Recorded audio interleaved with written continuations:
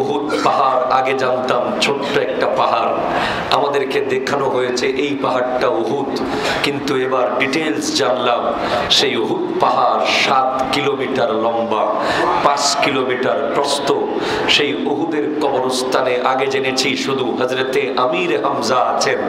এবার জানলাম যে 59 জন সাহাবীর মাজার সেই উহুদের ভিতরে আছে। 70 জন সাহাবী যারা উহুদে শহীদ হয়েছেন তাদের মধ্যে 11 জনের কবর শরীফ মাজার শরীফ হচ্ছে জান্নাতুল বাকিতে, আর 59 জনের কবর মাজার শরীফ হচ্ছে ওই উহুদের কবরস্থানের ভিতরে, যেখানে আরো একজন জগৎ বিখ্যাত সাহাবা আছে হযরতে হানজালা রাদিয়াল্লাহু তাআলা, যার গোসল স্বয়ং ফেরেশতারা দিয়েছে। এবং সেই উহুদ পাহাড়ের অপোজিটে